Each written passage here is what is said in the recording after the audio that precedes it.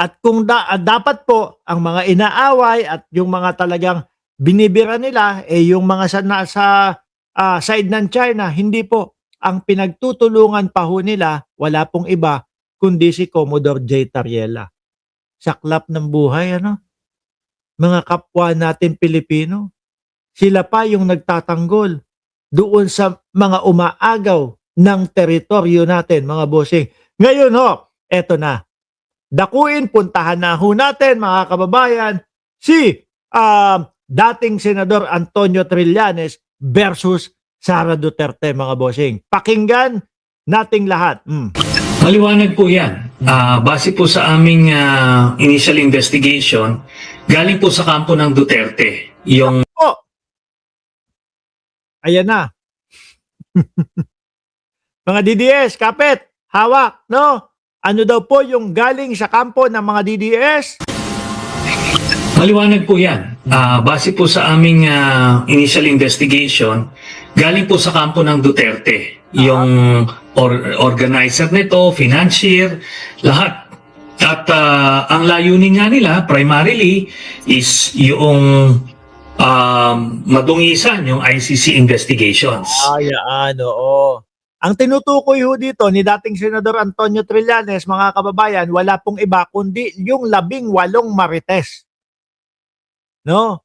Na ang sinasabi niya, ang nagpopondo ay ang mga Duterte daw ho, mga bossing. Sino po ba ang tumatayong pinaka-leader ng mga Duterte ngayon?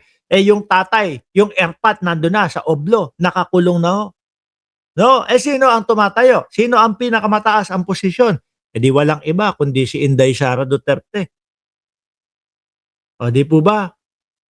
Na ang sinasabi nung 18 marites, mga kababayan, sinabi nung una, mayroon pong natanggap si Trillanes, nakita nila na pera, 2 milyong dolyar, ibibigay daw po sa ICC. Yung kabilang ano naman, interview naman po, hindi naman daw po nila nakita. Madami hong sablay. Ito pong 18 marites. Kung madaming sablay si Orly Gutesa na sinasabi ni Defensor na bumaliktad na, ito po 18 marites. Mas marami pong sablay dito. At mga DDS, langya kayo ha. Baka sabihin nyo, nag-iimbento pa si Trillanes nito. Biruin mo, nakailang ano na yan. Ilang pahuli na yan. Si dating Pangulong Duterte. Di ba? Naku, Mark, natrililing na. Hanggang ngayon, believe pa. Uy, gagi. Paano ka ba namang hindi bibilib dito kay Trillanes? Tumugma. Yung sabi ni Trillanes, sabi ni Trillanes kay tatay mo, first batch, aarestohin si Digong. Medyo tumagal ng konti. Medyo nainip kayo. Inaasar nyo pa ako, ang dami pang nangaasar sa channel ko. Mark, nasa na yung sinasabi mo na ikukulong na, mahuhuli na, ICC na, nandiyan na, nasaan na? Dumating yung ICC. Etong mga putanginan to, nagsiiyakan na. Etong mga ito, wala na ho, mga kababayan. Tatay Nico, nagsiganunan na. Unahin muna natin si Buloyski bago ang dating Pangulong Duterte. Yung kay Buloyski pa lang, mga nag-iiyakan na kayo. Ang taong bilib kay Trililing ay Trililing na din. Okay lang yun. No, walang problema. Ang importante, nakaoblo ang tatay ninyo. Di ba? Uy, sasabihin pa sa akin ng mga DDS, Oy Mark, ano na nangyari? Kay Presidente Bongbong Marcos. Sabi ko, yun, Presidente pa din. Tinanong ko sila, Uy, ano na nangyari sa tatay ninyo? Napipikon ho. Ayaw na lang ayaw na lang sagutin na ay nakakulong. O di ba? Di ba? Mga boss, si Trillanes, ilang beses nang tumugma yung mga sinasabi nito. Isama mo pa si Bato de la Rosa, isama mo pa si Bungo. Maniwala kayo. Bumilang kayo ng hindi lalagpas sa 3 buwan. Mag-iiyakan na naman kayong mga DDS. No? Bakit nyo kinulong si Bongo? Bakit nyo kinulong si Bato? 'Di ba? Ito, isa pang ikaiiyak ninyo, nabibisto yung 18 marites. Alam niyo nakakalungkot sa side ninyo mga DDS, hindi na paniwalaan, eh. Yung mga nagpapasaya sa inyo, ayaw ng paniwalaan ng mamamayang Pilipino. Bakit?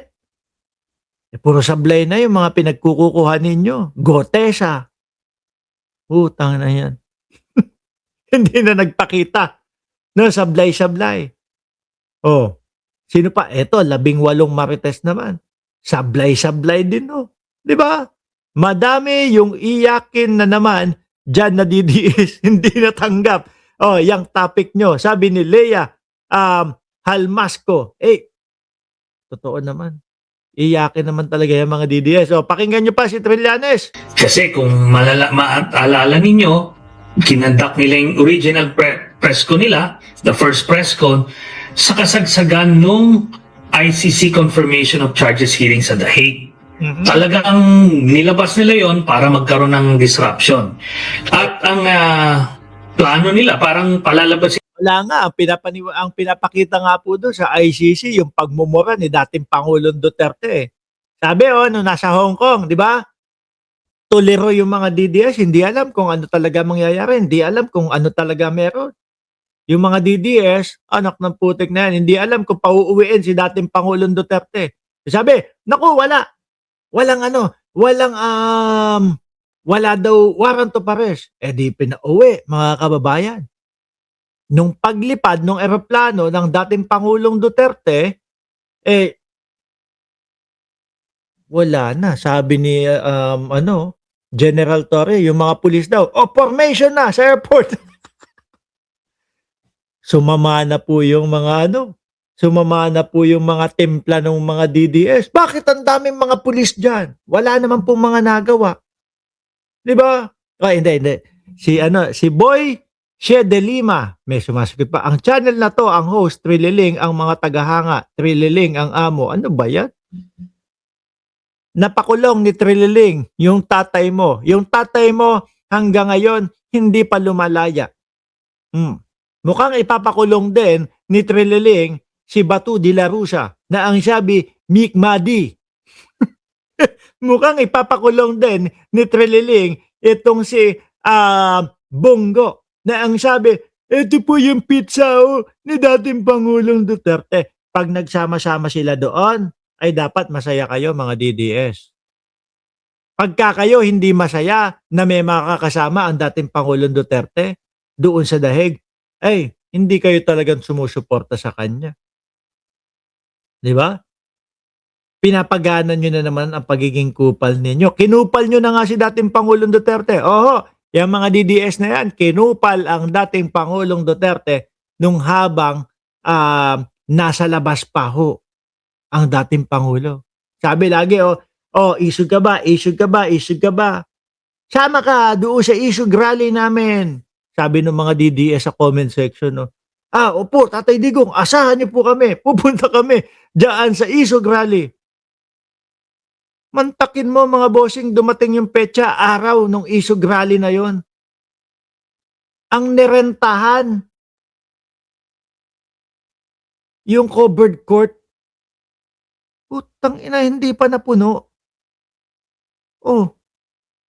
Tapos ang lakas ng loob na madami pa daw sila. Di ba Romel Snoop?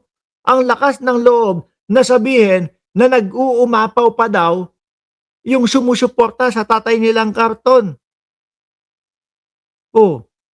Pero samantalang doon sa mga paisog-isog nila, wala na. Unti na lang. Wala na. Yun yung mga inendorso ni Sara Duterte. Ito yung kahuli-hulihan lang. Doon sa Antipolo, yung anak ni Congressman Romeo Acop, kinalaban. Siyempre, kakalabanin ni Sara Duterte. Gusto niya manalo yung kalaban, no? Para dagdag boto, para mabawasan yung boto ng impeachment. Talo din, Isipin mo yon. Puro talo na yung mga pinag-i-endorso ni BP Sara. Ano ibig sabihin yan? Ayaw na sa kanila ng mamamayang Pilipino. Di ho ba? Sabi ni Jesusa, Bayobo, ang tinatawag niyong trililing, yun ang may lakas na loob na magpakulong kay Digong, Bato at Bungo. Oh, ayan. Hanggang ngayon po, si Erpat nilang karton, nandun pa din po sa loob. Di ba? Nila na yung kaso sa dahig kay Digong ay bunga lang ng corruption ng ICC. Nako po. Kung totoo po yung sinasabi nila na sinuhulan ni Trillanes ang ICC, what more, ano ang pwedeng gawin ang dating Pangulo sa ICC? Di mas kayang-kayang suhulan ng dating Pangulo ang ICC ho. Di ba mga kababayan? Dahil nilagyan sila ng pera. Ito, alam natin, alam lang lahat ng mulat na Pilipino na totoo naman yung mga inaakusa kay Duterte sa dahig. Kaya nga po, di ba, mga bossing, napansin nyo, pagkatapos nung hearing doon sa Senado, bigla nang nagkaroon ng warrant of arrest ang dating Pangulo. Ikaw ba naman, umaamin ka Opo, binubuyo namin. Namanlaban sila. O di ayun. Siguro sabi nung ICC, narinig na natin ang dapat nating marinig. No? Sige, labasan na ng warrant of arrest yan. Nilabasan na ho, mga kababayan. Si Bato, bakit nanginginig ngayon? Mantaki mo ba naman, nasa kanan ni dating Pangulong Duterte at tinuro. Ayan, yung mga general ko, alam na alam nila. Biruin mo, laglagan na ho, mga kababayan. Di po ba? Wala. Kaya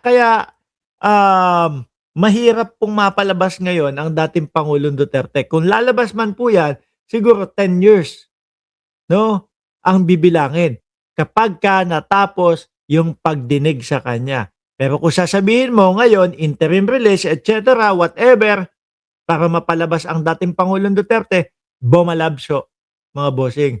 Lalo na ang nakikita ng ICC sa kanila, hindi nila ginagalang ang ICC, yung paulit-ulit nilang sinasabi, kinidnap. Naku po. Lalong hindi papayagan ho. 'Di ba?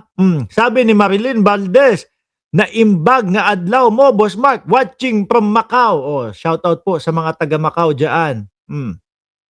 Libo-libo yung nangamatay ng mga panahon na yun, pinagmamalaki nila yun. Di ba? Pati yung mga supporters sila, pinagmamalaki, ginagamit pa yung pambanta dun sa mga kumukontra doon.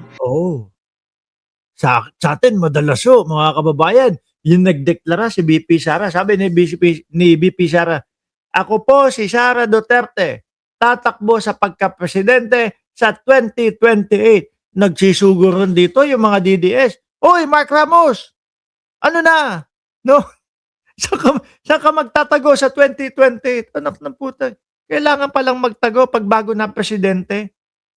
Ano ibig sabihin nyo? Ipapapatay ako ng bagong presidente. Anak ng putik na. Ibig sabihin, lalo niya lang pinapatunayan na mamamatay tao ang mga Duterte. Di ba? Tapos, ngayon, itinatanggi na nila. Di ba? So, yan. Pangalawang objective nila ay ma-preempt, ma-divert yung discussion. Yun nga lang si Pulong. Di ba? Ang dali-dali niyang ipahiya si Trillanes. Itaas lang yung damit ni Pulong sa likod. Pag naipakita niya, walang tato na kagaya nung sinasabi ni Trillanes, wala na. Madami na pong mga Pilipino ang hindi nabibilib kay Trillanes. Pero hanggang ngayon, hindi maipakita ni Boy Shakshak, mga kababayan, yung likod niya. Di po ba? Si dating Pangulong Duterte, si Vice Presidente Sara Duterte, ipabuksan niya lang, ipakita niya lang yung bank account na sinasabi, eto yung bank statement nung sinasabi na joint account daw kami ng tatay ko. Pakita ko, wala yung Sami Uy na pangalan doon. Pahiya na agad, di ba? Si Trillanes. Pero hindi nila kayang gawin. Bakit? Baka totoo. Baka totoo na nakasali sa triad si Pulong. Baka totoo na may mga pumapasok na kaperahan galing doon sa Sami Uy. Di ba? mga bossing. Ang daling ipahiya nito.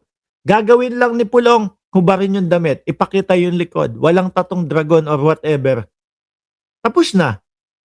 Pero hindi nila magawa. Mula doon sa impeachment ni Sara.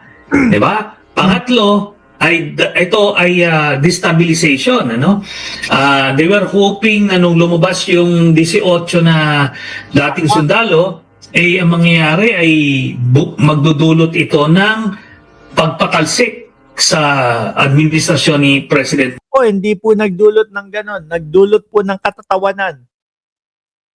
Pero mo, yung isa, eto yung 18 marites, tinanong, ilang maleta pinadala mo o binadala nyo kay Bongbong Marcos? 3 po. Tinanong naman yung isa. Ilang maleta ang dinala nyo kay Bongbong Marcos? 5 po. Doon pa lang. Bakit? Sabi nila, si Congresswoman Leila de Lima nakatanggap ng mali-maleta galing sa kung saan, sa flood control, etc. Kung iisipin niyo po yung mga panahon na sinasabi nilang nakatanggap daw si Congresswoman de Lima, hindi naman siya congresswoman nun eh.